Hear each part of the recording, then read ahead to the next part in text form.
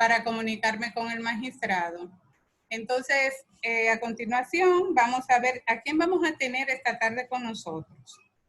Luis Adriano Taveras Marte, conocido popularmente como Adrianito, es egresado de la Universidad Católica Nordestana en el 2006.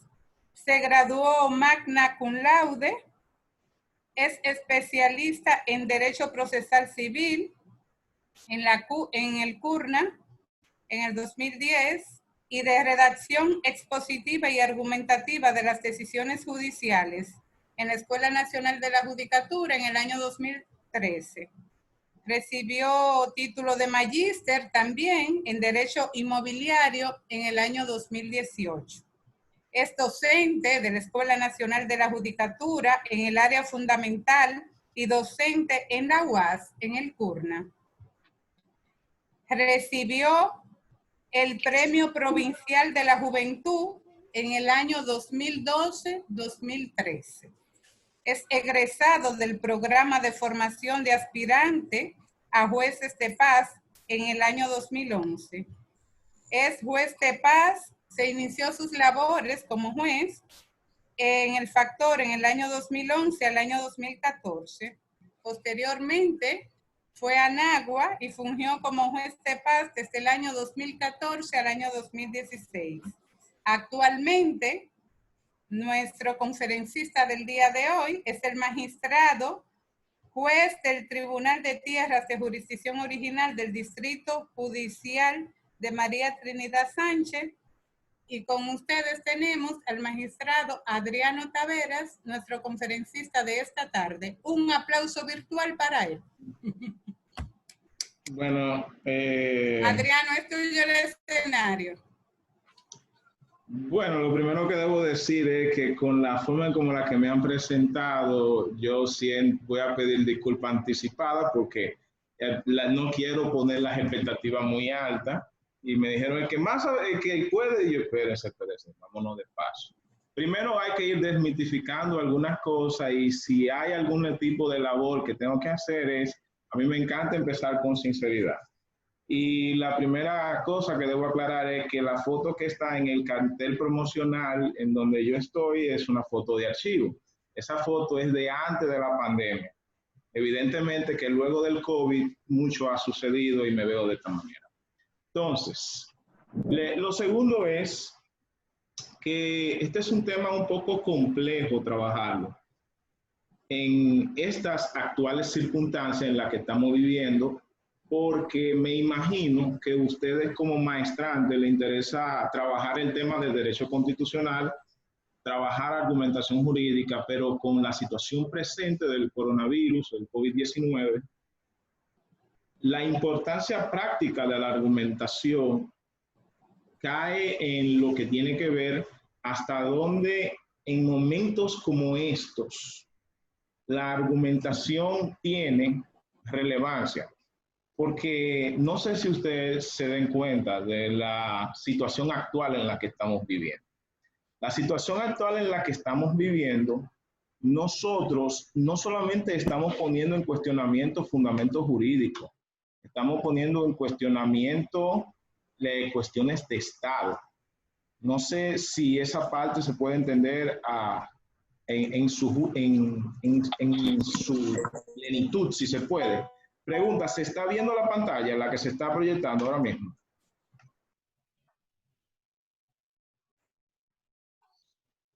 Sí. Bien. ¿Se ve? Perfecto. Entonces... Se ve perfecto. Bien. El día de hoy, las diapositivas son una mera guía. Nosotros tenemos que trabajar lo que es la argumentación jurídica y su importancia práctica en el Estado constitucional de derecho. Y en ese orden, nosotros tenemos que tener una especie de sumario, que hablar de argumentación jurídica, como bien las personas que de aquí en esta clase han ido a los diplomados que hemos podido dar en La Vega, a veces 10 días, una semana, un mes, no dan abasto para tratar todos estos temas a plenitud. Una conferencia como esta trataríamos de tomar los aspectos más puntuales los más digeribles y orientarlos y enfocarlos al derecho constitucional, porque también hay que recordar que ustedes son maestrantes dentro de una maestría de derecho constitucional y de derecho procesal constitucional. Y para ello he venido preparado, primero poniendo de fondo un librero, porque si ustedes no tienen de fondo un librero, evidentemente que quien está dando la clase no es creíble. Mentira. Lo que quiero más o menos darle a entender en el tema de derecho constitucional es que hay un elemento de estética que es quizás la parte más criticable de cómo se enseña el derecho constitucional en las universidades, porque se vuelve una dicotomía entre lo que te plantean en un aula de clase y lo que tú tienes que vivir día a día en los tribunales, haciendo fila en un hospital, teniendo que lidiar con el abuso de la administración pública, teniendo que lidiar cuando usted es privado de su libertad. Y ahora con el tema del COVID y con el llamamiento al estado de emergencia, surgen nuevas interrogantes. Surgen interrogantes como hasta dónde el Poder Ejecutivo, el Poder Legislativo, el Poder Judicial tienen potestades para hacer las cosas que hacen y de dónde surge el fundamento racional de lo que están haciendo. Y a todo esto, la argumentación tiene un papel esencial. Por eso, dentro del sumario que hemos estado trabajando, primero trataremos de desarrollar algunas nociones fundamentales sobre la argumentación jurídica, también nociones fundamentales sobre el estado constitucional del derecho, lo que tiene que ver con el derecho como argumentación, que es una tesis sostenida por Manuel Atienza y muchos otros que sostienen la teoría de la argumentación jurídica, que lo elevan a una teoría jurídica. A un título que lo puse a nivel atractivo, que es el tema de la argumentación en los tiempos de COVID, porque evidentemente que como esta es una situación presente que estamos viviendo, no podemos ignorarla o eludirla como si el mundo estuviera girando de manera normal. Las falacias y sus peligros, porque siempre que se vaya a trabajar la argumentación jurídica se hace estrictamente necesario hablar de los argumentos que se ven bien en apariencia, pero que tienen defectos en su estructura. ¿Y cuáles son los peligros de inducir a falacias? Y una breve recapitulación. Entonces, la primera pregunta que cabe formular es, ¿qué es y por qué es importante la argumentación jurídica? Y cuando hablamos de argumentación... Bien. Cuando hablamos de argumentación jurídica, viene del latín argo, que significa plata. Y es esencialmente, cuando hablamos de argumentar, de la posibilidad que tiene una persona de seducir con la lengua, tal si su lengua fuese de plata, porque la plata es un metal brillante. O sea, evidentemente que cuando vemos la palabra argumento, vemos un elemento que tiene que ver no solamente con un acto del habla, sino también que hay un elemento persuasivo, en donde se trata de persuadir o convencer a la persona a la que se le está y se tiene como interlocutor. Entonces, también cuando hablamos de argumentar, vemos también que es algo que tiene que ver con un razonamiento lógico, porque no se trata sencillamente de hablar por hablar. Evidentemente que si aquí empezamos a debatir los méritos de cuál sería el mejor actor de cine, cuál sería el mejor atleta en básquetbol, en béisbol, en fútbol americano, e inmediatamente una persona dice que el mejor atleta de fútbol americano sería yo, el mejor actor sería yo, está tratando de argumentar, pero no está utilizando la lógica, porque evidentemente hay elementos notables dentro de cada una de esas disciplinas que si usted compara entre dos atletas está bien, pero usted insertándose en la narrativa ya es bien. Y esa parte en la argumentación jurídica es importante a la hora de versar sobre lo que es el papel del abogado en los tribunales. El abogado, a nosotros se nos enseña en la práctica jurídica que lo importante es tratar de convencer hablando, y es verdad, pero siempre lo que se vaya a plantear tiene que tener un asidero lógico. De lo contrario, sencillamente le está haciendo perder tiempo a la audiencia, al interlocutor y al juez. Y también cuando hablamos de argumentación, lo vemos como una combinación, siempre lo asociamos con un diálogo, con una disputa, o con un debate. Y siempre que dicen esa persona sufre de argumentar demasiado, le gusta demasiado argumentar, evidentemente que lo usan hasta como una especie de carga peyorativa para indicar que esa persona es necia. Pero evidentemente que argumentar, cuando una persona está en un diálogo, cuando una persona está en un debate, e incluso cuando está en una disputa, no necesariamente significa que están en una actitud violenta, sino un mero intercambio de ideas. Que esa parte es importante también tomarla en consideración, porque en el rol del abogado, la idea es que ustedes atacan el caso, atacan el argumento, pero no necesariamente atacan a la persona. Evidentemente que hay una situación que pone de relieve que hemos roto una que otra regla de argumentación. Por lo que cuando hablamos de argumentar, recapitulamos, tiene que ver con un acto del habla, tiene que ver con un razonamiento lógico, tiene que ver con el arte de persuadir o convencer, involucra por lo general un diálogo, una disputa o un debate. Y recientemente en filosofía del derecho se le ha tratado de preguntar si la argumentación puede ser una forma de pensar en derecho. Una forma de pensar en derecho. Y es en ese sentido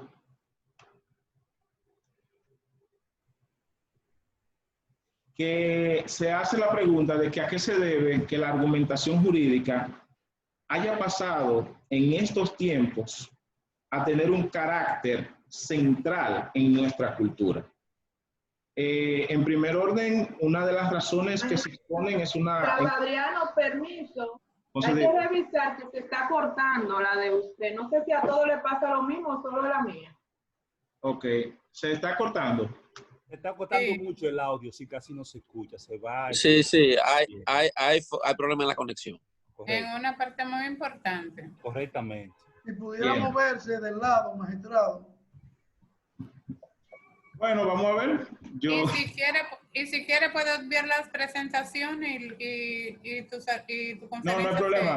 Vamos a intentar hacerlo sin la presentación. Y así que no le envíe. Se estaba viendo mejor así. Correcto. Bien. Entonces, ¿me escuchan bien ahora? Pero sí. No se ve, no te ve. ¿Está apagada la cámara? Perfecto. Dentro de los factores de la argumentación jurídica, uno de ellos es un factor teórico. Evidentemente que a todos nosotros cuando tenemos nuestro primer año de educación... Perdón, Adriano, enciende la cámara. Perdón. No hay problema. Que no te ve. Bien. Ahí, ya. Perfecto. Era para ver si... Ok. En fin, lo primero es que hay un factor teórico que decía, en donde el estudio del derecho desde las universidades se nos enseñan de las principales escuelas del pensamiento jurídico. Se nos habla del positivismo, se nos habla del justnaturalismo, se nos habla de la escuela sociológica del derecho, como es el realismo jurídico. Y cada una de estas escuelas tiene sus luces y sus sombras. Y entre ellas, pocas rescatan elementos que son propios de la argumentación, que son propios de la práctica jurídica. Si, por ejemplo, estudiamos el positivismo jurídico, que nos habla a nosotros del derecho como un conjunto de hechos sociales positivizados, que se centra esencialmente en la norma, evidentemente que una de las principales fallas que presenta el positivismo jurídico es que nos enseña un edificio construido, nos enseña un mundo hecho, pero rara vez nos da oportunidad a ver un elemento por construir. Y en estos precisos momentos, el positivismo jurídico, en ocasión a lo que tiene que ver con esta pandemia, con esta situación sanitaria, se está viendo el fenómeno que en filosofía del derecho se conoce como la derrotabilidad de las normas jurídicas. ¿Y por qué digo la derrotabilidad de las normas jurídicas? Sencillo. Al día de hoy todavía no estamos en fase avanzada con los tribunales. Los tribunales en buen derecho, para como se litigaba antes de la pandemia, están cerrados. Y la pregunta que normalmente hace el jurista frente a las medidas que ha tomado el Consejo del Poder Judicial, el Poder Judicial, es cuál es el fundamento legal en el que basan el implementar audiencias virtuales, el implementar firmas digitales, el implementar todas estas medidas. Y lo hacen desde una perspectiva positivista. Y yo sencillamente respondería que independientemente de esas objeciones que son válidas, cabría preguntar cuál ley positiva actualmente vigente en la República Dominicana permite el desarrollo normal del país en todas sus actividades sin que se propague el coronavirus en la forma en que se está propagando. Entonces, evidentemente que ese paradigma positivista frente a la situación que tenemos actualmente no nos resulta. Con esto no estamos ni justificando ni beatificando cualquier medida que por otro lado sea excesiva, pero por el momento podemos decir que esta perspectiva es problemática. Entonces también tenemos lo que es una escuela como el justnaturalismo, que nos plantea a nosotros que el derecho, más allá de esas normas, se vuelven una serie de principios que son universales e inmutables. Desde la perspectiva de la argumentación te dice, bueno, por lo menos el justnaturalismo nos ofrece cierta base fundamental, cierta base racional con la cual podemos decir que si se prohíbe el homicidio es porque se está considerando que la conducta en sí misma es antijurídica, no solamente desde el plano jurídico, sino también desde el plano moral. El problema del justnaturalismo radica en que de la misma manera que el positivismo nos cierra la puerta para el cambio, el justnaturalismo nos cierra la puerta para una realidad moralmente contingente. Evidentemente que en este panel actualmente tenemos más de 30 participantes y si le preguntamos a cada uno de ellos cuáles son los valores morales en lo que fundamentan su accionar, algunos que otros podrán coincidir en algunos elementos, pero no hay forma de que los 30, los 40, los 60, los 90 que estemos aquí podamos coincidir con nuestro sistema moral de valoración. Dios me libre de ser juzgado por la moral de alguno de ustedes, porque eso es peligroso. Y de hecho el positivismo nace para evitar ese tipo de incertidumbre. Y evidentemente que en una realidad contingente, el justnaturalismo no puede ofrecer todas las respuestas. Y tenemos también el realismo jurídico, que quizás sea una de las que mejor ofrezcan alternativas para una argumentación. ¿Por qué? Porque el realismo dice que el derecho no es norma, el derecho no es principio, el derecho son prácticas sociales.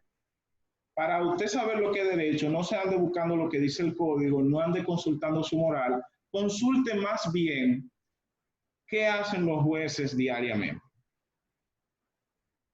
Y esta puede ser una respuesta favorable si lo que estamos evaluando es las cosas como son en la práctica, pero no nos permite un criterio de corrección, no nos permite decir que deberían hacer los jueces, porque entramos en la falacia de Hume. Del ser no se puede saltar al deber ser.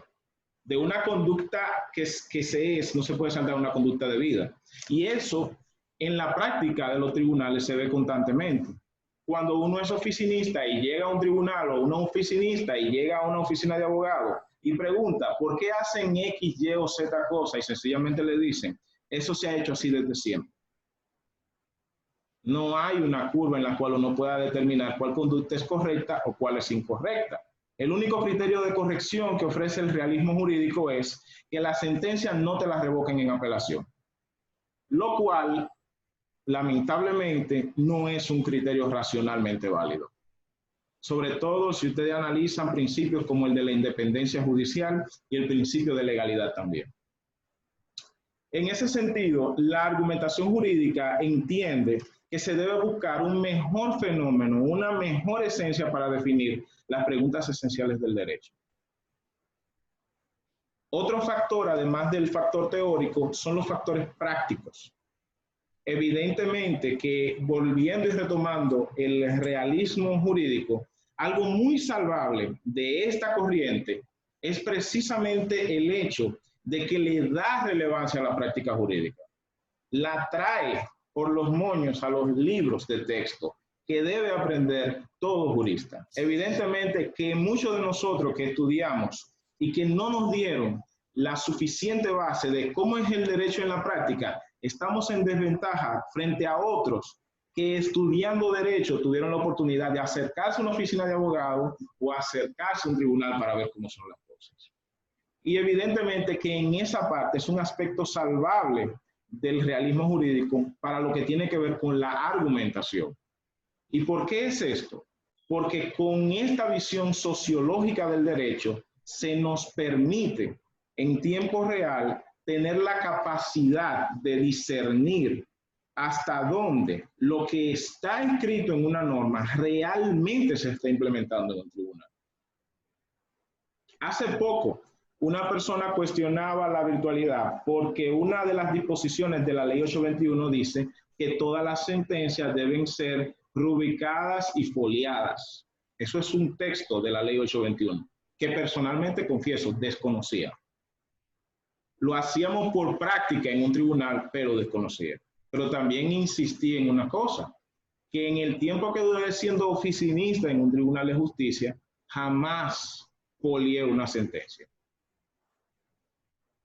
Porque el foliado es una actividad, y eso se ve más en la jurisdicción inmobiliaria, donde se mantiene un control del libro y folio de cada página de una decisión judicial. Ojo, el que cada página tenga abajo su índice de que página 1, página 2, página 3, página 4, página 5 y foliado son dos cosas totalmente distintas.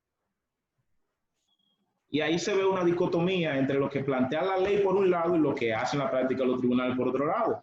Y para enderezar esa misma situación, tenemos el artículo 37 de la ley 834 que plantea, ok, eso no se hace, esa pena de nulidad.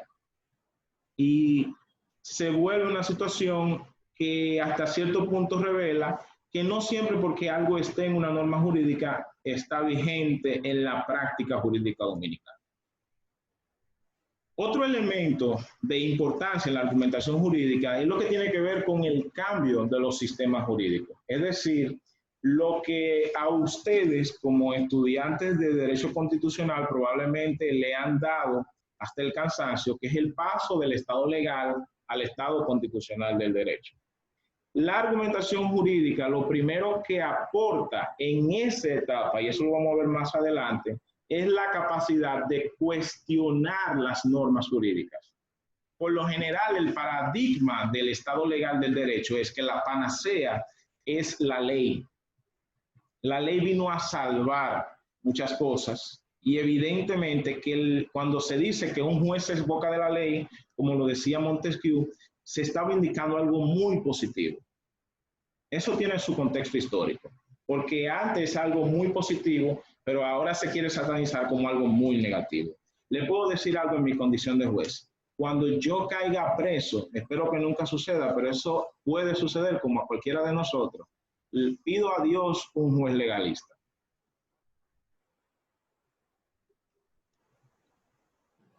Un cuarto factor que hay que tomar en consideración es un factor pedagógico.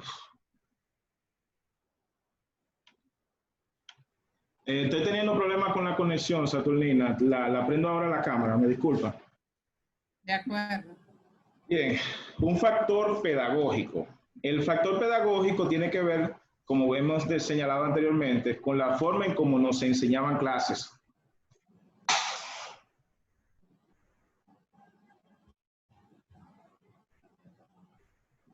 Se nos decía desde un principio que nosotros tenemos una situación en donde las universidades deben ser más prácticas, pero esa práctica jamás en la vida debe estar divorciada de lo que tiene que ver con un buen sustento en teoría argumentativa, que eso en muchos casos está fallando.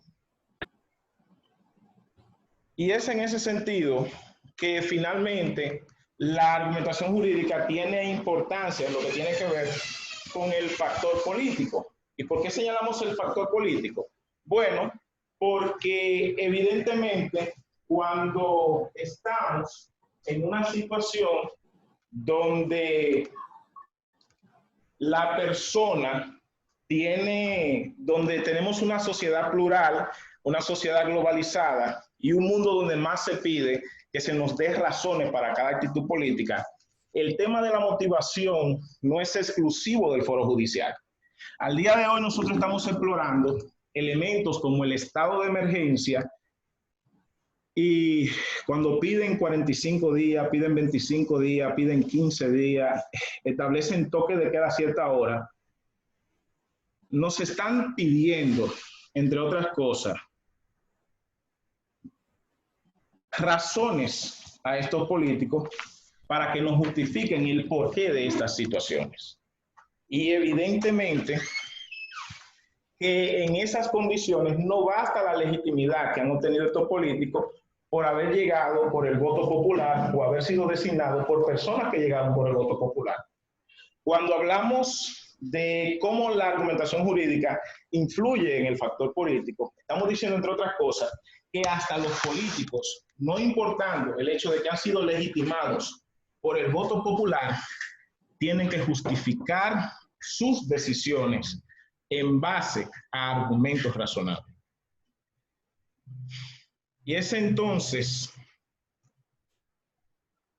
donde hemos hablado de la importancia de lo que es la argumentación, pero no hemos entrado en detalle de cuáles son qué es la argumentación en esencia. Si a mí me pidieran una definición sobre qué es argumentación, yo diría que sería la capacidad o el conjunto de reglas, de técnicas, de objetivos, de mecanismos, de procedimientos, llamados no solamente a la persuasión, sino además al convencimiento. Y esto es aristotélico. Es aristotélico en el sentido de que Aristóteles desde la retórica destacaba que el buen orador no solamente debía persuadir a través de las pasiones, sino además convencer a través de las razones. Por eso incluso agregaba como 3 buenos elementos de todo buen orador: el ethos, que es el talante del orador; el pathos, que es el apelativo a las emociones; pero por supuesto el logos, que es cuando se quiere trabajar las razones. Esa dimensión retórica que le da Aristóteles a la argumentación es explicando que más vale un verosímil imposible que un posible inverosímil. Es decir, más vale algo que, aunque sea mentira absolutamente, pueda ser creíble por la comunidad, que aquello que, aunque sea verdad, no hay forma de que sea creíble por nadie. Más vale, decía Aristóteles, un verosímil imposible que un posible inverosímil. Y esas reglas de la retórica, desde el mismo Aristóteles, se conjugaban con las reglas de la lógica. Evidentemente que cuando aquí empiezo a hablar de lógica, despierto quizá algunos demonios universitarios en muchos de los que son estudiantes de derecho, de los que son abogados, porque se recuerdan ese libro de matemáticas que decía si P, entonces Q, verdadero o falso, tabla de verdad, etcétera, etcétera, etcétera. Pero la realidad es que la argumentación es algo más que eso. ¿Me escuchan? ¿Algo? ¿No se escuchan? Ahí se cortó. Que la argumentación es algo. La argumentación es algo que conjuga elementos de retórica con elementos de la lógica jurídica. Entonces, por ello es que al estudiar la argumentación jurídica se destacan 3 concepciones esenciales. Una concepción formal que apela a la corrección formal de los argumentos, una concepción material que apela a lo que tiene que ver la verdad de las premisas, tanto fácticas como normativas, y una concepción pragmática que tiene que ver esencialmente con lo que tiene que ver, ahí estoy viendo a Manuel, que esté escribiendo lógica verdadera e increíble. Entonces, exactamente. Evidentemente que cuando tenemos los elementos formales, materiales y pragmáticos en la argumentación, podemos ir dando un bosquejo de las distintas teorías argumentativas y cómo impactan al día de hoy. La concepción formal se funda en las reglas de la inferencia. Ese ustedes lo conocen desde la universidad con el famoso silogismo de Beccaria, que Beccaria decía que la norma penal no es más que una norma que contemple un supuesto de hecho y su consecuencia jurídica. Es decir, el juez a la hora de fallar sencillamente tendrá que verificar si la persona mató y si el homicidio está prohibido. En ese esquema, la labor de un juez es la de un mero silogismo, que no es malo, pero es un esquema sencillamente insuficiente.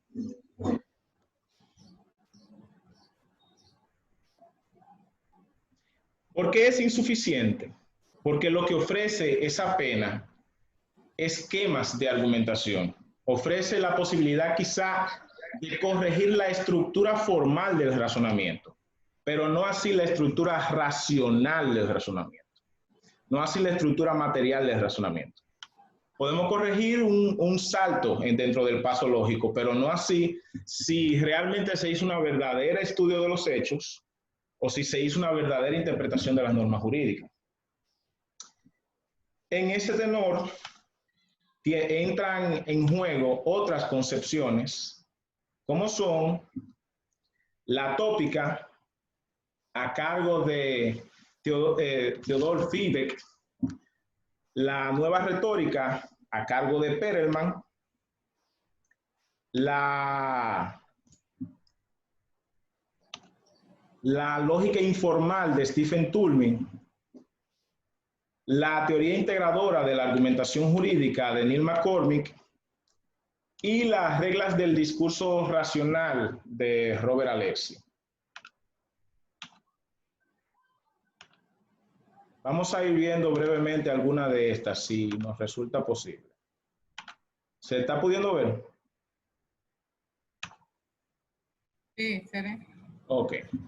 Entonces, lo que tiene que ver con Fiebig o Buick, no recuerdo bien cómo es que se pronuncia, siempre he tenido ese debate en el equipo de teoría del derecho, es alguien que aporta el tema de la tópica y decía que si queremos empezar a argumentar, teníamos que partir de lo que desde Grecia se le llama los topos koinos, es decir, los puntos comunes de acuerdo.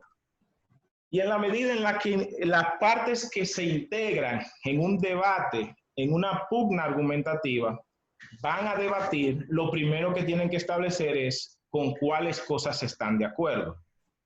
Hasta los que se van a matar a machetazos, evidentemente, antes de matarse a machetazos, han entrado en algún tipo de acuerdo en el momento en que se van a matar a machetazos, en el lugar en que se van a matar a machetazos y la arma de elección, que serían los machetes.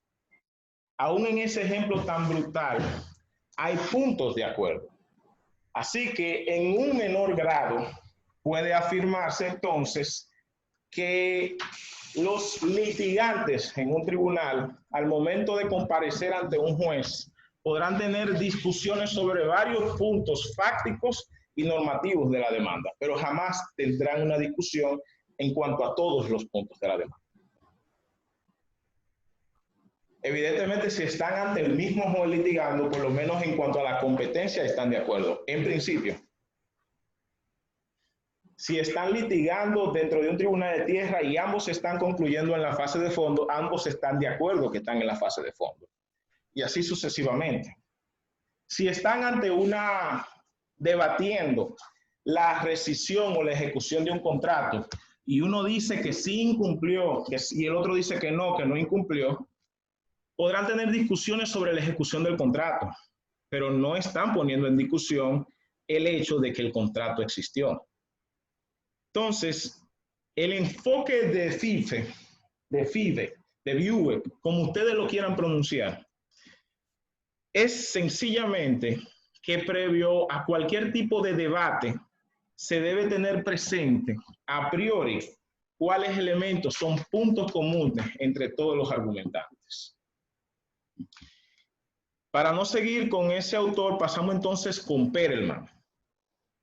Chaim Perelman es autor de un tratado enorme de la argumentación, en donde él explora la retórica aristotélica y trata de rescatarla con lo que es la nueva retórica.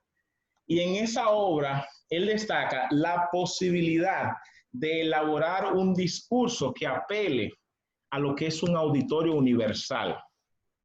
Y con ese auditorio universal, proceder a lo que sería tratar de convencer a todos, pero no a todo el mundo, porque eso es imposible, sino tratar de convencer a todos los seres dotados de razón, que evidentemente a la hora de plantear una situación, a la hora de plantear un argumento, la visión de Perelman con su nueva retórica, es decir, busca aquello que tú puedas plantear que nadie que no sea irracional te lo pueda refutar.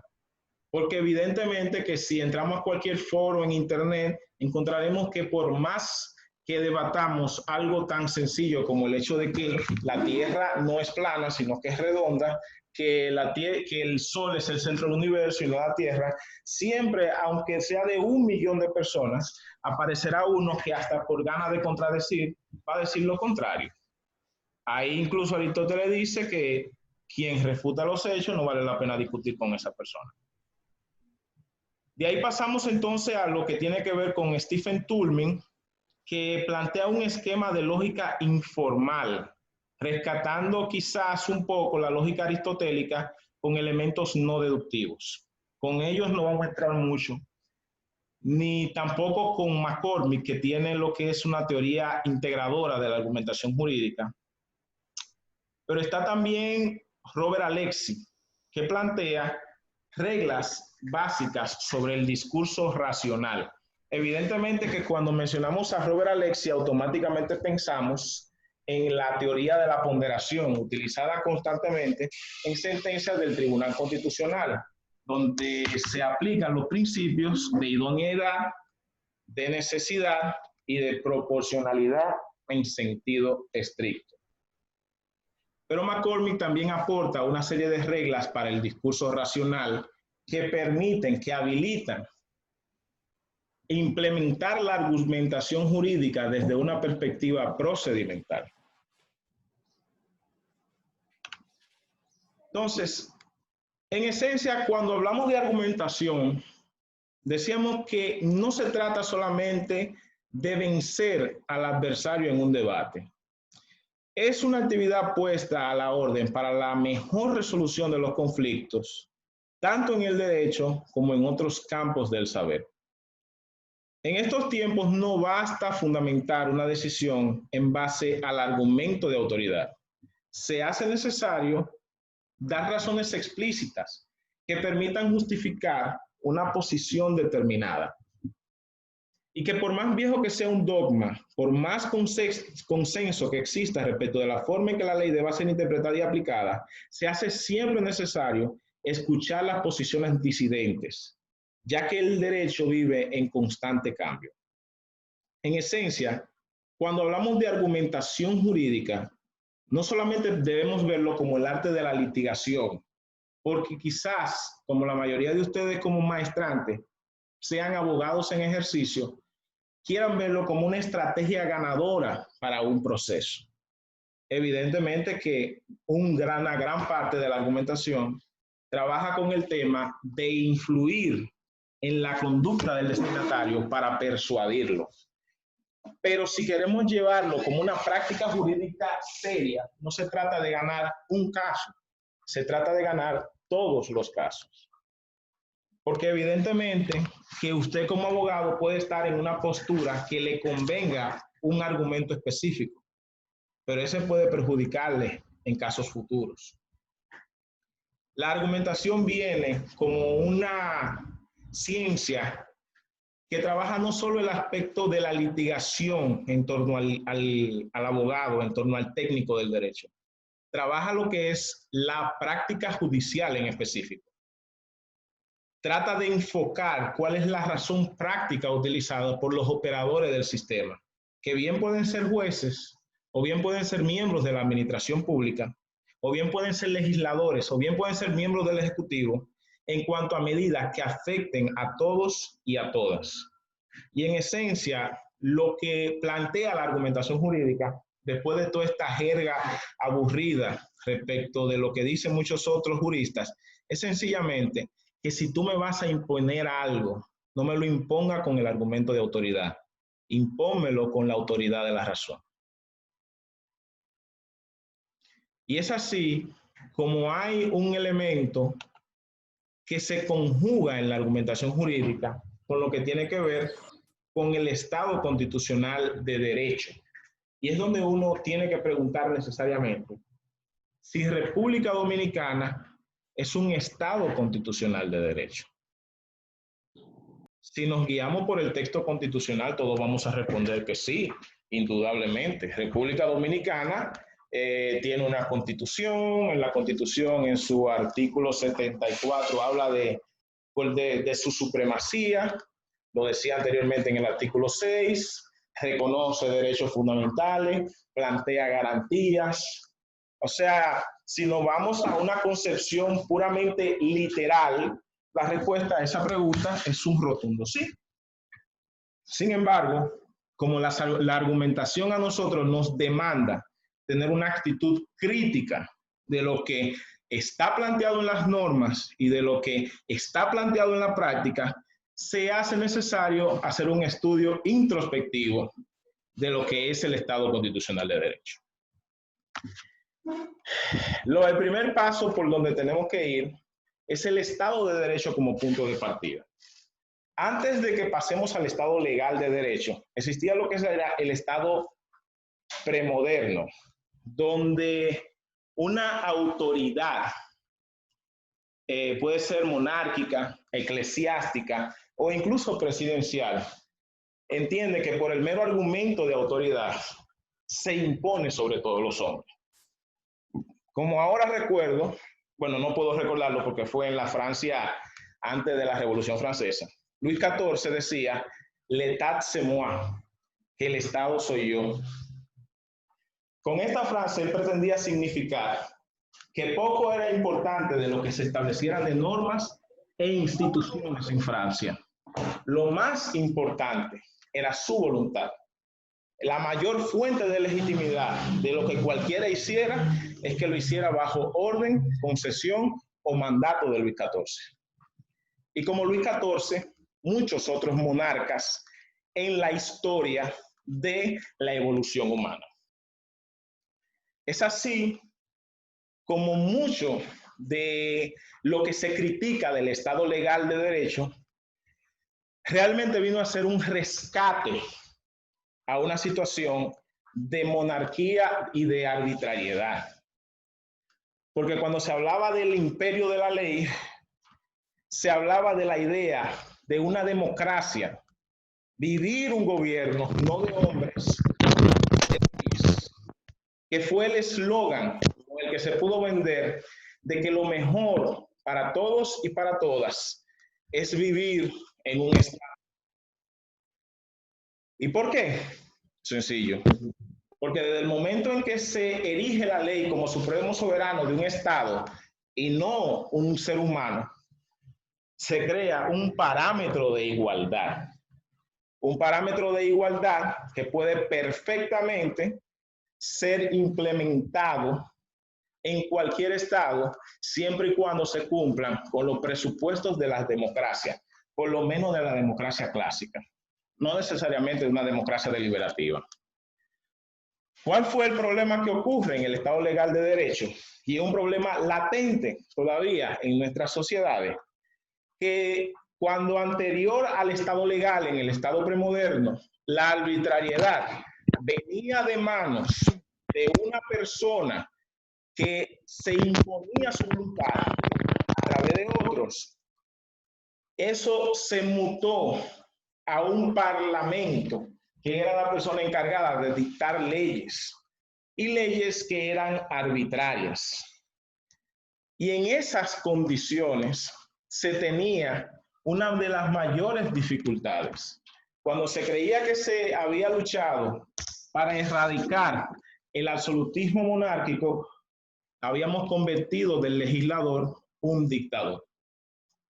Y para muestra, los horrores ocurridos en los siglos XIX y en los siglos XX, en donde ocurrieron varios eventos que hicieron repensar el rol de la ley dentro del ordenamiento jurídico. Evidentemente, el evento que más llega a la cabeza de todos nosotros fueron los eventos de la Segunda Guerra Mundial y específicamente los que tuvieron que ver con el Holocausto, con enviar a judíos a campos de concentración, lo que tiene que ver con los crímenes del Tercer Reich.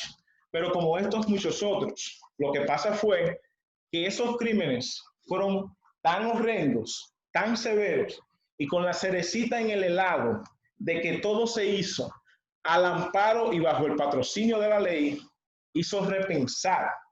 Incluso un gran autor, Gustav Radbruch, había señalado como presupuesto material de la ley que la ley que fuera extremadamente injusta no era ley, sino una aberración de la ley.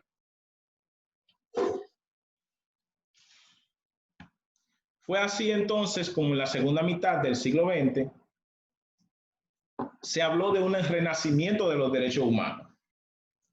Antes de esos eventos, los derechos humanos parecían ser derechos subjetivos contenidos en el derecho objetivo, en el sentido de que un derecho era derecho siempre y cuando estuviera contenido en una norma jurídica.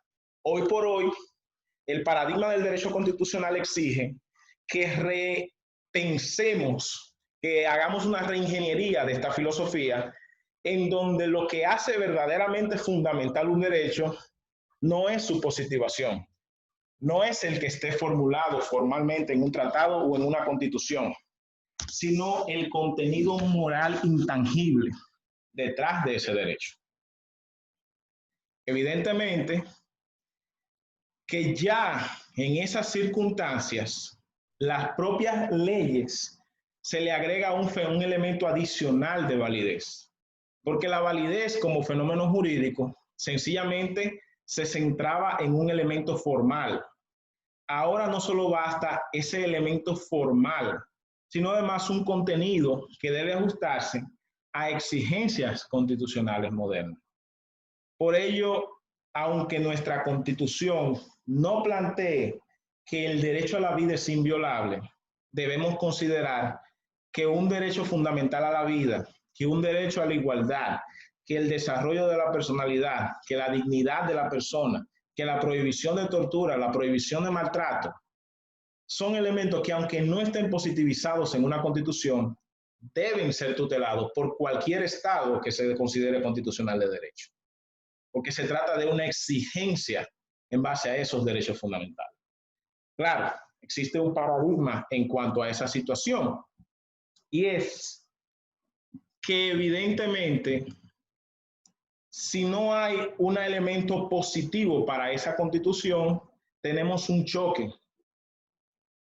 Tenemos un choque porque lo que no esté plasmado formalmente en una constitución rara vez puede considerarse como algo que pueda ser exigible. Pero eso es algo que no dice nada de la filosofía del derecho, digámosle, pospositivista o justnaturalista o constitucionalista, sino de la cultura jurídica nuestra, que todavía, aunque nos denominemos un Estado constitucional de derecho, realmente en muchos aspectos no hemos superado el Estado legal de derecho. Evidentemente que cuando se nos pide cuantificar cuánto derecho protege la Constitución, fue una experiencia que tuve en clase, yo decía que la actividad es hasta cierto punto inútil. ¿Y por qué esa actividad yo la consideraba hasta cierto punto inútil? Sencillo, porque la misma Constitución no solamente tiene un catálogo de derechos fundamentales, también tiene una cláusula abierta para reconocer cualquier derecho fundamental que no haya sido consagrado expresamente en la Constitución, pero que pueda ser rastreado dentro del bloque de constitucionalidad. Ahora mismo, con el tema del COVID-19, cabría preguntar a ustedes como clase si el acceso al Internet debe ser considerado un derecho fundamental. Le digo esto porque hace 2 años se sostuvo ese debate en una clase de maestría y fue motivo de risa. Decían, por Dios, ¿cómo es posible pensar que una comodidad, que un privilegio, que algo que es propio de popis, por así decirlo, quieran elevarlo a la categoría de derecho fundamental? Hoy, considerando que si, por ejemplo, reabren las escuelas, yo le puedo decir que yo felicitaré esa medida, pero desde mi casa y con mis hijos en mi casa, porque jamás en la vida, mientras esta pandemia esté latente, voy a llevar a mis hijos a que compartan recreo con otros hijos que puedan tener ese virus. O quizás incluso hasta por un tema de responsabilidad personal. Cuando viene a ver, mis hijos tienen el virus y yo vaya a contaminar a otras personas. Porque es un tema incluso hasta de manejo protocolar del Estado. En una situación como la actual, ¿realmente es risible decir que el Internet pueda considerarse como un derecho fundamental? Yo mismo no lo considero. Entonces, cuando hablamos del tránsito hacia un Estado constitucional de derecho, hablamos que no es lo mismo hablar del tránsito hasta esa tierra prometida que llegar finalmente a ella. Evidentemente que cuando tenemos el paradigma, en el caso dominicano, tenemos una serie de situaciones que tenemos que señalar. Contamos con gobernantes y gobernados que aun cuando su cargo es meramente representativo y fueron electos por la vía de la democracia, es decir, que ellos se deben al pueblo y no a la inversa, se sigue el propio servilismo feudal propio del Estado premoderno. Ejemplos a menor, a mediana y a mayor escala en República Dominicana existen. Cuando una persona ostenta un cargo público, a veces se le olvida que ese cargo es para ser un servidor y no un señor feudal. Y a veces cuando tiene que trabajar con las personas a las que tiene que servir, se confunde y entiende que estos son sus siervos. Esa es una dificultad que enfrentamos en pleno 2020. Sí, en este año que se supone que tenemos buen tiempo siendo un Estado constitucional de derecho. Otra dificultad es que por más moderna que se quiera vender nuestra Constitución, seguimos enseñando el derecho con las mismas cátedras de Napoleón y de Justiniano. Hablo de Napoleón Bonaparte, no Napoleón Lavandier, y Justiniano, el pretor romano, no Justiniano Montero, para que estemos claros, porque esto probablemente lo estemos grabando. Tanto Napoleón como Justiniano, como ustedes bien saben, fueron precursores de la idea de tener un argumento sistemático, holístico, de codificarlo todo.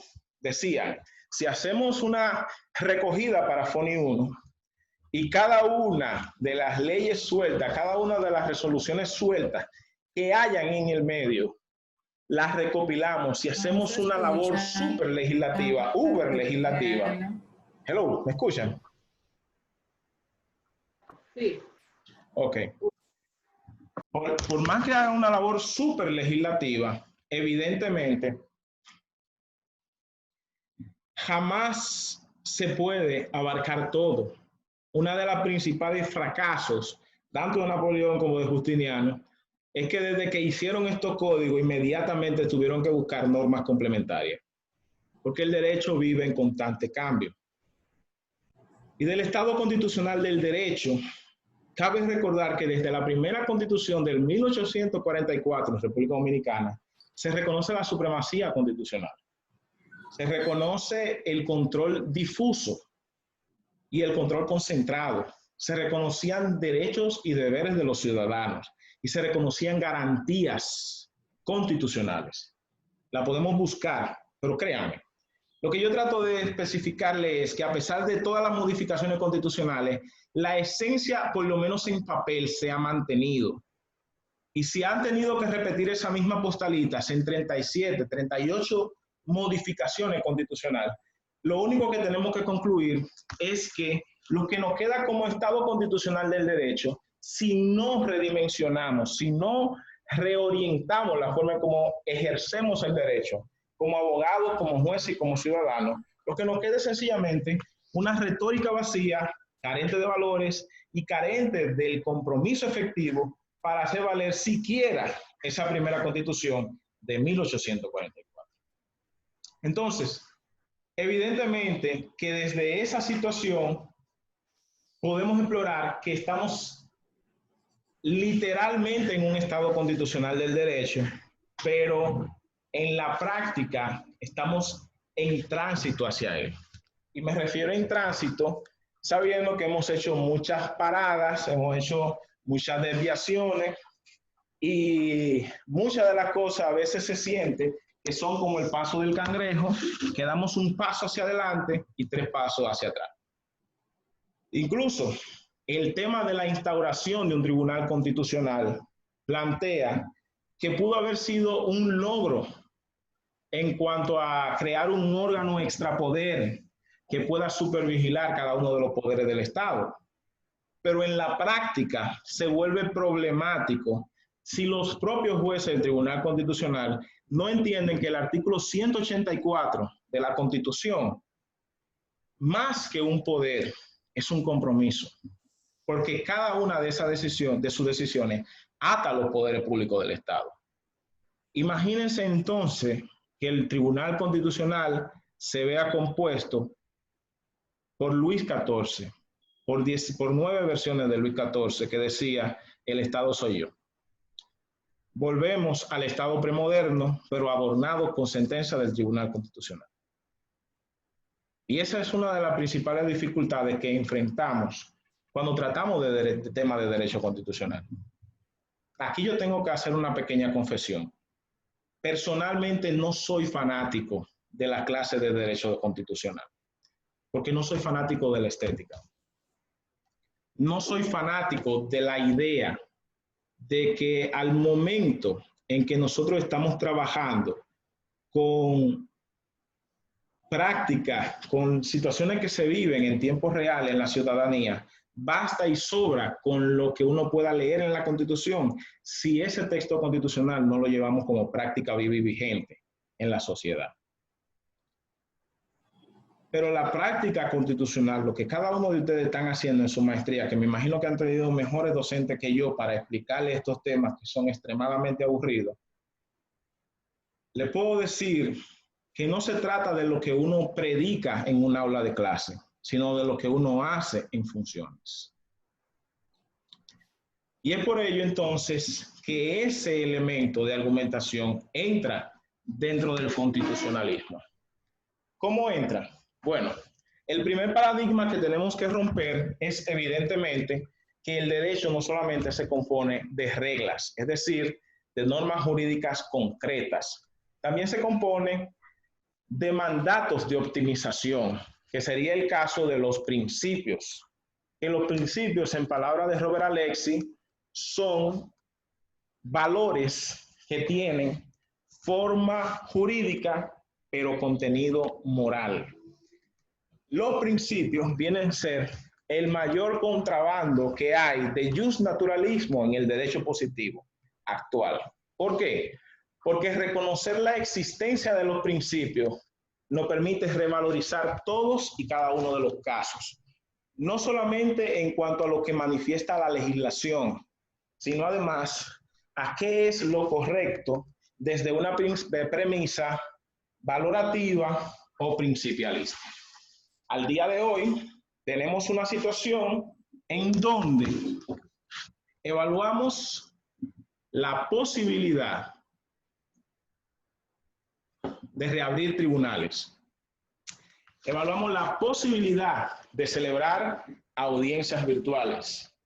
Evaluamos la posibilidad de desnotificar por vía telemática. de firmar por vía digital. Y esto no ha venido sin resistencia por parte de la comunidad jurídica. Y yo agregaría, esa resistencia es perfectamente justificada. ¿Por qué? En primer orden, se está rompiendo con el status quo. A nadie se le puede pedir, y menos por la fuerza, que 30 años, 40 años, 50 años, un milenio que tengan haciendo las cosas de una manera, de pronto y de manera exabrupta, cambien esa mecánica. Evidentemente estamos en una situación contingente, porque hablamos, por ejemplo, de los derechos fundamentales y evaluamos la posibilidad de elevar el Internet como derecho fundamental. Y la primera objeción que encontraríamos es, y esa la he planteado yo desde la perspectiva de participante, porque señores, lo más chulo es ser participante. Ahora en este rol a mí se me invierte la torta y realmente es un poco complicado para mí. Pero cuando uno es participante, chévere, uno puede ser necio. Y a mí me encanta ser necio. Entonces, hablaban de la posibilidad de implementar virtualidad a nivel nacional. Y yo digo, se podrá implementar en Arroyo al Medio, se podrá implementar en Lo Memiso, se podrá implementar en El Drago, en Toro Cenizo, en Pantiflojo, en Alemania. No Alemania, la ciudad, el estado, sino Alemania, un campo de aquí de Nagua. Discúlpeme que le dé referencias muy locales, pero imagínense. Lo que estoy tratando de referirle es que la situación que se puede plantear desde un aire acondicionado no necesariamente sea la más factible para quien ni siquiera tiene abanico, quien ni siquiera tiene electricidad. Y esa es una situación que debemos tomar en consideración. Y por ello, muchas de las quejas, muchas de las resistencias no son sin fundamento. Una de las resistencias es una vertiente es en base a la legalidad.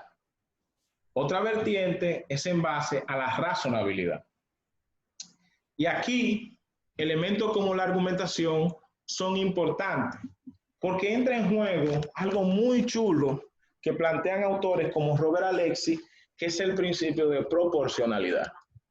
Sí, evidentemente que implementar audiencias virtuales, firma digital, la posibilidad de notificar de forma telemática y muchas otras medidas, lo primero es que son contra leyes. Pero habría que preguntarse, si el único argumento es que son contra leyes, ese argumento es superior a tratar de tutelar el derecho a la vida. Ese argumento es superior a tratar de tutelar el derecho a la salud. Que conste, en ninguna parte, no hay ninguna norma legislativa que plantee la posibilidad de celebrar audiencias. Pero cabe preguntarse estas cosas, cabe establecerlas como puntos de acuerdo para poder entrar en un mejor debate.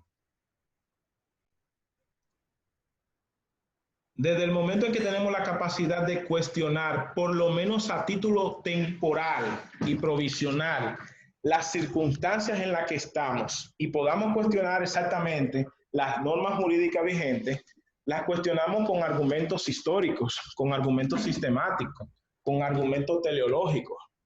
Cuando hablo de un argumento sistemático, digo, vamos a corroborarlo con lo que dice el resto del sistema. Ahora mismo la implementación de la notificación por vía personal va en conexión sistemática con el artículo 37 que protege el derecho a la vida.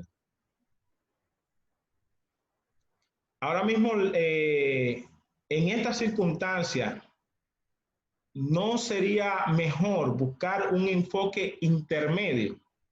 Y de paso, quien les habla no es abanderado de la virtualidad.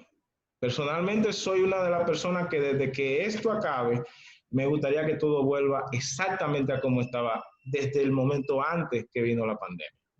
Pero mientras esto esté, cabe preguntárselo.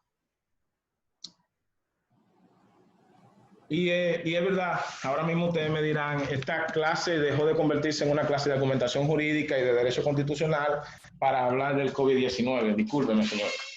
Pero lo que quiero establecer con este punto de vista es quizás cómo las normas positivas dentro de un Estado de Derecho pueden verse derrotables por circunstancias ajenas a este derecho. Pero ojo, esto también implica que para poder solucionar algunos de estos problemas, tampoco pueden solucionarse con soluciones abruptas. Lo que la argumentación jurídica plantea no solamente son estrategias de cómo ganar, sino estrategias de cómo todos ganar, de cómo todos estamos en el mismo barco, de cómo llegar a un diálogo racional en la situación actual.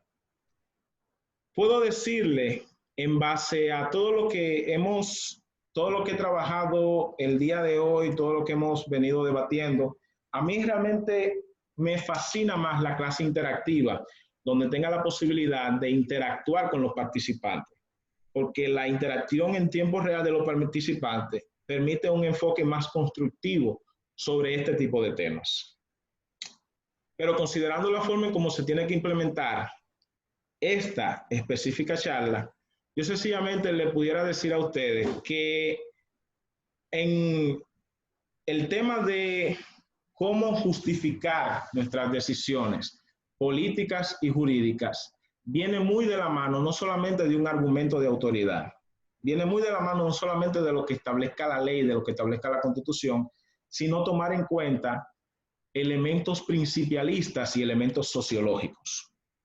Y eso es un llamado a la atención también a los mismos actores del sistema.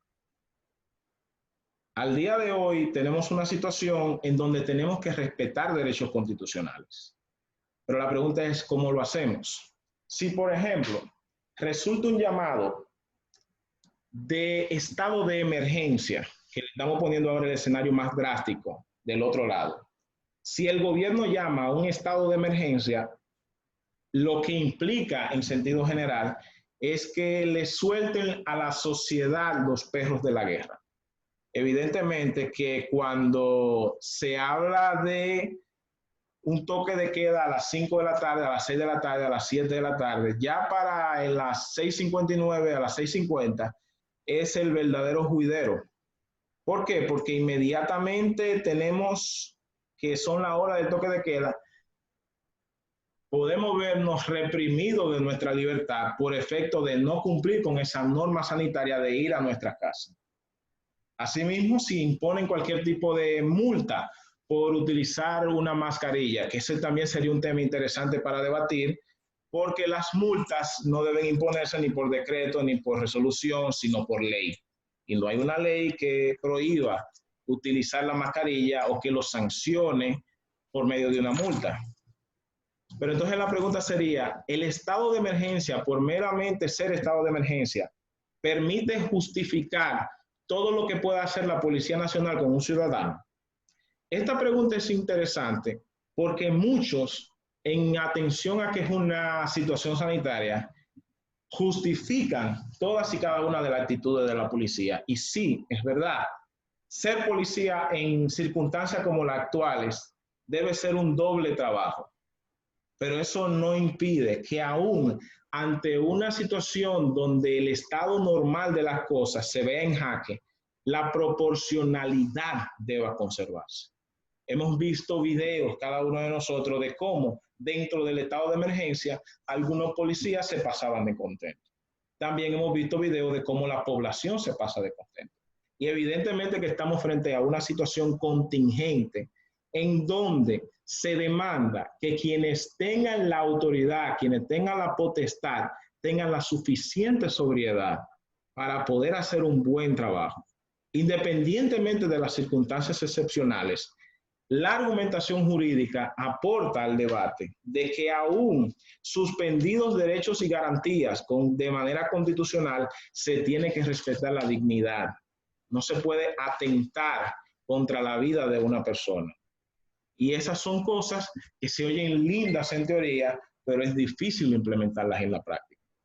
Por eso es que les digo que la argumentación más que algo que yo pueda enseñarle en 3 horas de clase, es una práctica constante que debe llevarse en el alma de quien litiga y en el alma de quien adjudica.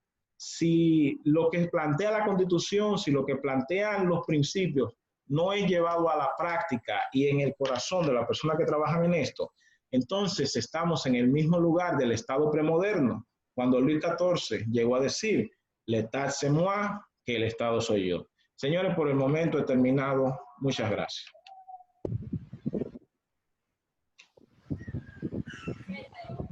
Bueno, pues entonces, algunas preguntas. Lady, ¿la puede moderar las preguntas? Levantando la mano, por favor.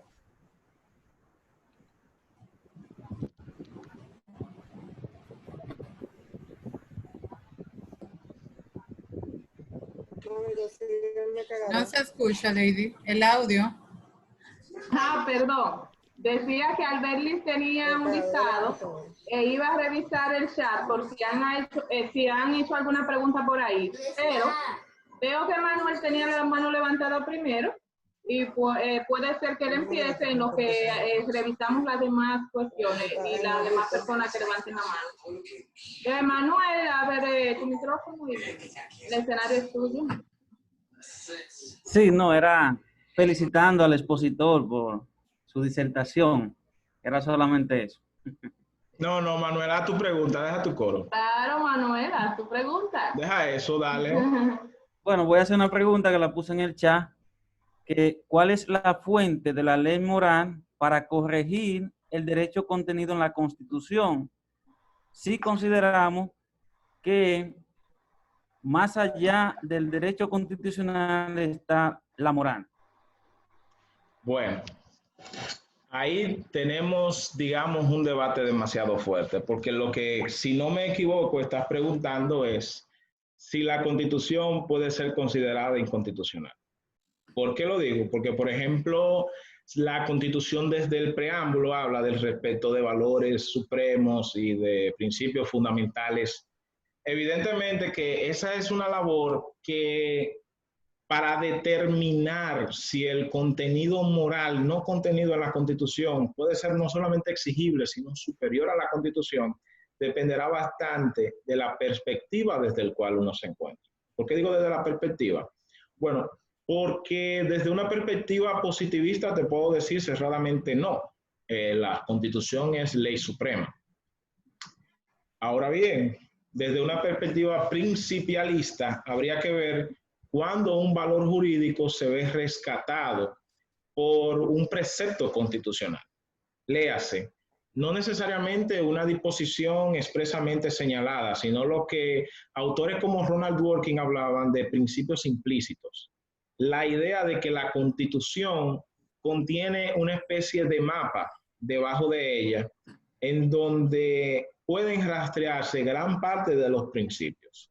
Si, por ejemplo, ustedes tienen el Código Penal que dice que el homicidio se ve castigado con pena de prisión, es desde una perspectiva teleológica apelando al hecho de que se quiere proteger un bien jurídico fundamental que es la vida. Si se dice, por ejemplo, de las leyes como la de la administración pública, que hablan de la independencia y la imparcialidad administrativa, de fondo hay un elemento del respeto a la dignidad humana. Como también con muchos otros elementos, incluso con el manejo ahora mismo del COVID, está en debate una situación de hasta dónde una persona, si tiene COVID, debe divulgar que tiene COVID. Porque una cosa es la información privada tuya como médico y otra cosa es el riesgo que tú puedas representar para el resto de la comunidad. Yo diría a priori que no hay ningún inconveniente en que si alguien tiene COVID lo diga, pero eso es porque quizá yo tengo una mentalidad más tolerante. Yo me imagino que cualquiera de nosotros en su entorno manifiesta que tiene COVID y por lo menos durante un periodo de 15 a 20 días lo tratan como un paria. No, vete para allá. Entonces, quizás para evitar esa situación, muchas personas no divulgan si están contagiados de COVID, si tienen cualquier tipo de situación, pero evidentemente que ahí entra en juego la ponderación. ¿Y por qué digo la ponderación? Porque lo primero que tendríamos que evaluar, volviendo a tu pregunta, es si ese precepto moral es rastreable desde los mismos preceptos constitucionales. Es decir, por ejemplo, esa norma moral, ¿cuál se me pudiera ocurrir ahora mismo? La de decir siempre la verdad, pueda ser rastreada a un precepto constitucional, evidentemente que desde ese momento, y si choca con otro elemento, como sería la no autoincriminación, también planteada en la Constitución, lo que hay es un ejercicio de ponderación. Vale recalcar que no tuve la oportunidad de plantear esto, pero tu pregunta sí lo permite. La ponderación lo que permite es valorar un conflicto entre dos normas fundamentales. Ese es uno de los principales errores que cometen muchos operadores jurídicos cuando van a ponderar. A veces ponderan norma con norma o norma con principio y ahí no opera ponderación. La ponderación solamente opera cuando tenemos dos principios o, en palabras de Robert Alexis, dos normas fundamentales en juego. Y ya no sería un tema de cuál de las dos normas tenga mayor jerarquía, porque con la ponderación no hay jerarquía, sino cuál sería preponderante para el caso específico en que se tenga que plantear. Porque tome en consideración que los derechos fundamentales, aún por fundamentales que sea, siempre habrá la forma de que uno choque con otro. Y la solución para un choque de derechos fundamentales no es la derogación de la norma como no me saludó, por favor, que se está abriendo el culo. Con un choque de reglas. Saludos, Andrés. Sino con la ponderación que, aunque para un caso en específico se permita que a una norma se le dé preeminencia frente a la otra, en el resto de los casos que no sean similares a este, puede quedar vigente. No sé si con esto contesto tu pregunta. Si quieres, poder darle seguimiento. Excelente, excelente, excelente. Bueno, buenas noches, maestro. Un placer. Buenas noches. ¿Se escucha? Sí, se escucha. Ok. Tenemos otra pregunta por aquí que la hace el licenciado Francisco y él escribe por aquí que si se transgrede los derechos fundamentales por parte de los policías al obligar a los ciudadanos a recoger desechos en la calle por no cumplir con el toque de queda. Sí, la respuesta básica es sí. O sea, yo tuve este debate incluso mucho antes de esta situación. Ustedes conocen a un artista urbano que le dicen el Alfa. Hubo un caso interesante con él y fue el hecho de que él dijo algo de Duarte Sánchez Mella, palabra obscena que no mencionaremos, y eso se consideraba como un atentado a los símbolos patrios. ¿Cómo hicieron ese ejercicio de subsunción? Yo lo felicito al que lo haya hecho. Entonces, quien manejó esa situación llegó al resultado de que como sanción para resolver eso tenía que barrer la Plaza de la Bandera. Y cuando se dio eso, yo analicé varias cosas. Número uno, si esa disposición la tomó una autoridad judicial, no fue el caso. Si estaba prevista como sanción y consecuencia de la ley, no fue el caso.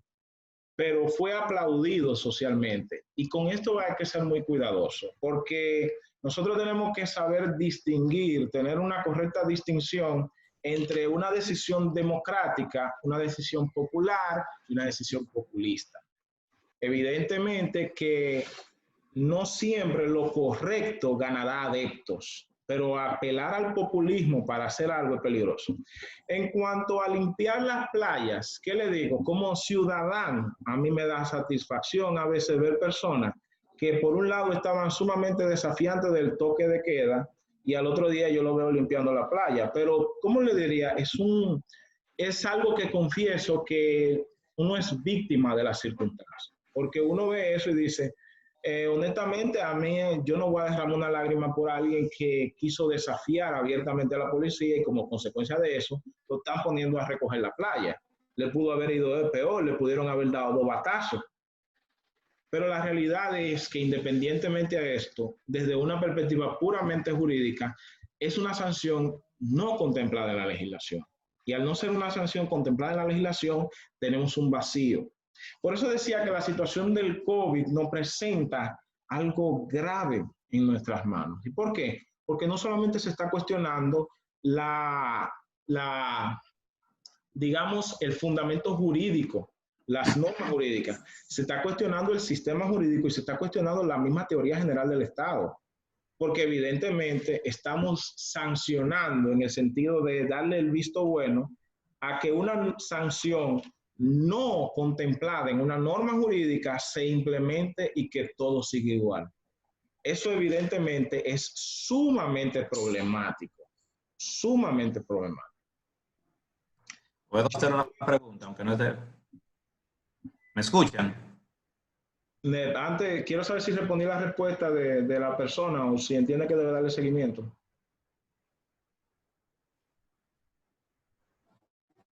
Se escucha, Andrés.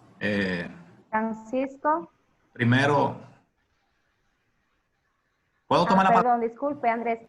¿Puede hacer su pregunta? Sí, puede tomar la palabra, disculpe.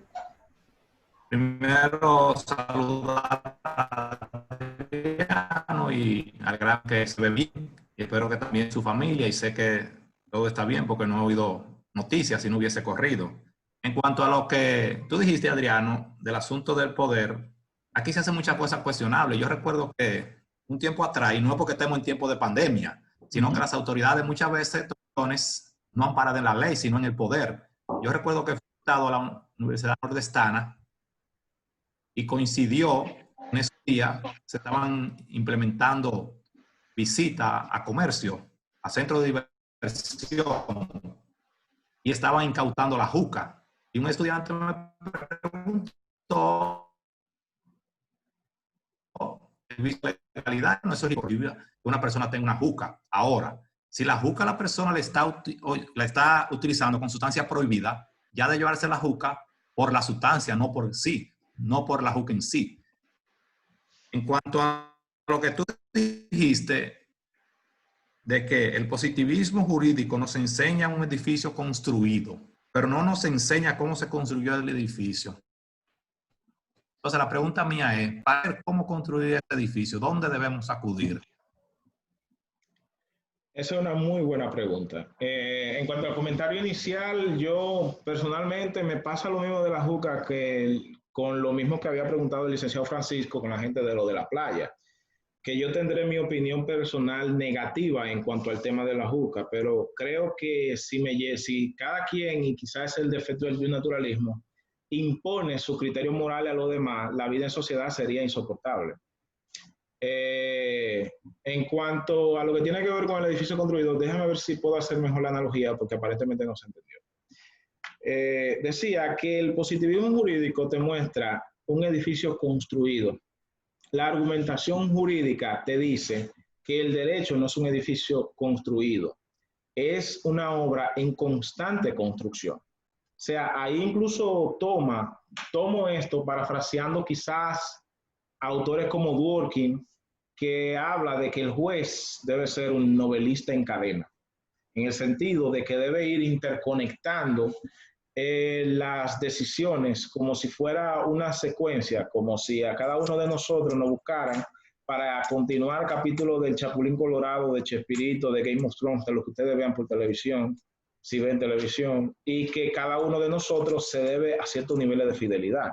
Es decir, si tú vas a escribir un episodio donde tú vas a describir una conducta del Chavo, evidentemente que cada una de las conductas del Chavo que tú escribes en tu episodio deben ser conformes a toda una secuencia, a todo un arco de ese personaje.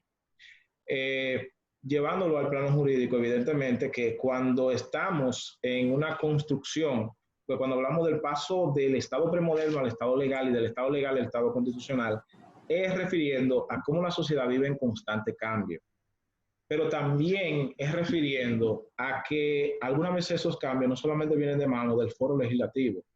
Si tomamos en cuenta, y siempre el ejemplo, que hasta me canso escuchándome a mí mismo dando el ejemplo, pero hay que hacerlo, el mejor ejemplo de la justicia pretoriana, de cuando el foro judicial se le adelanta al foro legislativo, es el tema del amparo. El amparo aquí, antes de ser reconocido por una ley específica, fue reconocido por una sentencia de la tercera sala de la Suprema Corte de Justicia, tercera cámara en esa época, del 24 de febrero de 1999, que reconoció, sin existir un procedimiento para el amparo, el derecho a la protección judicial establecido en el artículo 25 de la Convención Americana de los Derechos Humanos.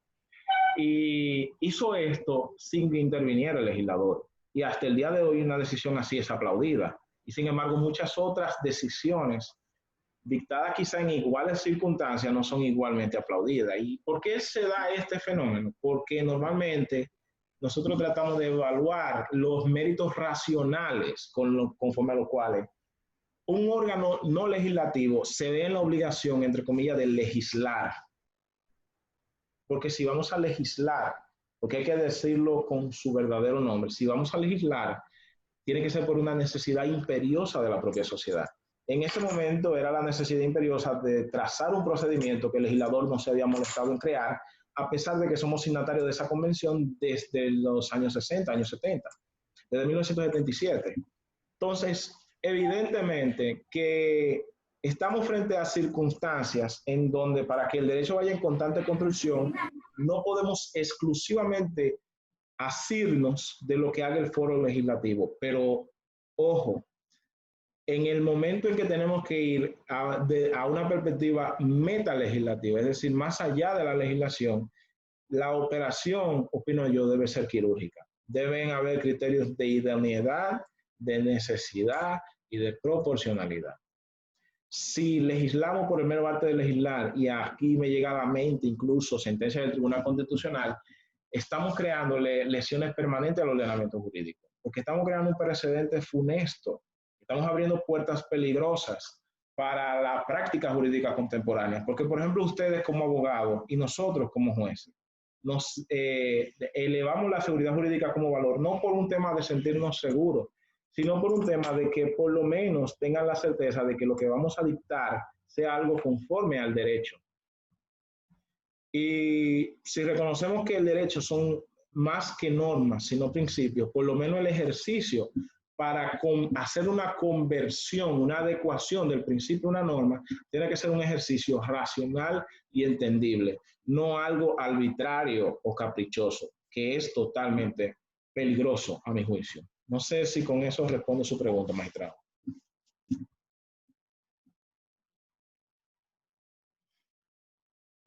Muy bien por la respuesta.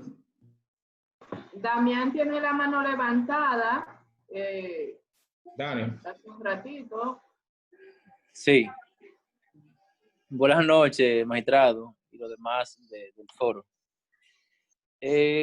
Hablando de virtualidad, magistrado, se tocó el tema en varias oportunidades en su conferencia. ¿Cómo podría verse afectada la argumentación jurídica en las audiencias virtuales, tomando en cuenta que la argumentación, la forma lógica de persuadir con jueces o al juez que tengamos enfrente, ¿cómo se podría haber afectado esta argumentación en las audiencias virtuales? Yo tendría que entender bien la pregunta, Dani, porque honestamente le puedo decir, si es argumentación en sentido estricto, el litigante va de robo. O sea, si algo la virtualidad ayuda al litigante, a mi humilde entender, salvo dificultades técnicas o falta de manejo en la plataforma con la cual se esté celebrando la audiencia virtual, que falte pericia para usar Zoom, para usar Teams, para usar Google Meet o la llamada de WhatsApp, como ustedes vayan a celebrar la audiencia virtual.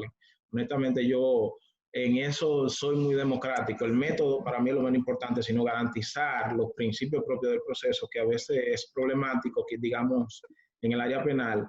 Pero si nos referimos a argumentaciones per se, yo soy de consideración que la idea es que se pueda plantear claramente lo que el abogado pretenda. En esta parte yo peco de ser civilista, señores. ¿Y por qué le digo que peco de ser civilista? Porque de por sí en audiencias presenciales hemos tenido que enfrentar dificultades en cuanto a la argumentación. ¿Por qué? Porque la regla de la argumentación no la tomamos al pie de la letra. Es decir, a veces el abogado al momento de litigar dura 40 minutos en una perorata, pero no logra aterrizar el helicóptero, no logra llegar a puerto. Y esas son dificultades que evidentemente se acentúan cuando se plantea la virtualidad. Quizá también puedo ser justo y decir que la misma mal manejo que pueda tener un litigante lo pueda tener un juez administrando su audiencia virtual. Yo lo que pudiera decirle es que en cuanto a lo que tiene que ver exclusivamente con la argumentación, es una cuestión de refinar la técnica y readecuarla. O sea, si por ejemplo para plantear un punto de vista te tomaba 40 minutos, tratar de ver cómo lo planteas en 20. Si para que tus conclusiones tener articuladas bien. Por ejemplo, ahora mismo yo le estoy dando esta clase, pero ustedes no saben si ahora mismo todo lo que yo le he dado de clase tenía una muletilla abierta por el otro lado, porque esa es quizá una de las facilidades que da la virtualidad y es que te permite hacer chivo. Entonces, en esa parte veo una facilidad. Una dificultad que yo veo es quizás que no hay una inmediación, pero en cuanto a la argumentación, en cuanto a conclusión, es difícil. Ahora, si la pregunta va orientada al manejo del proceso, sí, hay serias dificultades. ¿Por qué hay serias dificultades? Porque, por ejemplo, para manejar un interrogatorio a un testigo que hay que juramentar de que lo que está diciendo es la verdad, solamente la verdad y nada más que la verdad, y entre eso entonces el juez tiene que cerciorarse de que al momento de estar declarando no tiene una persona detrás del computador o detrás del celular o detrás de la tablet diciéndole lo que tenga que decir o haciéndole señas. Esas son el tipo de cosas difíciles de garantizar. Y el que me diga a mí, por ejemplo, que eso se garantiza diciéndole, testigo, por favor, mueva en un círculo de 360 grados la cámara para saber que no hay nadie alrededor. Eso es perfectamente truqueable. Pero, ya que estamos entrando en un plano de sinceridad, de por sí, en audiencias presenciales no hay forma de controlar la sinceridad de los testigos. O sea, de por sí estamos hablando de una dificultad preexistente, no algo creado por la virtualidad, sino que lo acentúa. Yo diría que la mayor dificultad que plantea la virtualidad es permitir siquiera la celebración de una audiencia. Por ejemplo, nosotros tenemos una dificultad como Tribunal de Tierra y es que los saneamientos tenemos que ir al lugar a hacer un descenso para verificar las condiciones reales del inmueble. Evidentemente que nosotros no podemos llevarnos sencillamente de trabajo de gabinete, tenemos que hacer un trabajo de campo. Y ese trabajo de campo con COVID se resulta virtualmente imposible. Y se pudiera decir, bueno, pues entonces diseñemos la tecnología que permita por un dron o por lo que sea, ver cómo está el terreno y sencillamente eso suple el descenso. Y yo digo, esa es una idea chulísima. ¿Cuánto cuesta el dron? ¿Es posible que el dron llegue hasta donde nosotros queramos llevarlo? O sea, evidentemente nosotros estamos enfrentando situaciones paradigmáticas en la sociedad dominicana que requieren que tengamos una mentalidad más orientada hacia las soluciones que al problema. ¿Por qué digo esto? Porque al final todos estamos en el mismo barco. Lo que hoy a mí me beneficia para una audiencia y yo poder anularla, mañana me perjudica si soy actor civil o querellante. Lo que hoy a mí me beneficia como demandante, mañana me perjudica como demandado. Y si lo que queremos sencillamente hacer una labor instrumental, como la hacíamos antes de la pandemia, ¿por qué? Vamos a hablar sinceramente, una de las principales dificultades de la justicia es la extrema burocracia, y esa dificultad le preexiste a la pandemia, y ahora sería mucho mayor si tenemos la mentalidad de que lo que sencillamente vamos a hacer es orarle a la Santa Madre del mínimo requerido, pues amén. Hagamos lo mismo que seguimos haciendo, que al final es nada. Yo diría, y aquí tengo dentro del foro jueces penales, tengo fiscales, la dificultad de implementar la virtualidad en materia penal va de lo difícil a lo imposible, por muchas exigencias que tiene el derecho penal en cuanto a la inmediación y la concentración del juicio. Pero entonces yo preguntaría, ¿eso nos llama a tener que reabrir automáticamente y exponernos? ¿Nos llama a que lo sigamos haciendo así y no hagamos ningún tipo de cambio? ¿O nos llama sencillamente a tratar de seguir buscando hasta que demos con la solución favorable? Yo opto por la tercera opción. ¿Y por qué? Porque podemos criticar todo lo que queramos criticar, con justificación o sin justificación. Pero al final del día es algo con lo que tenemos que lidiar.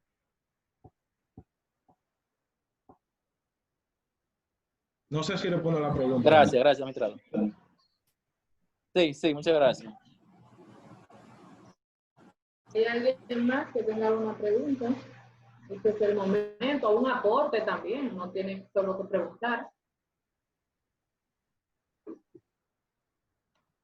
Ok.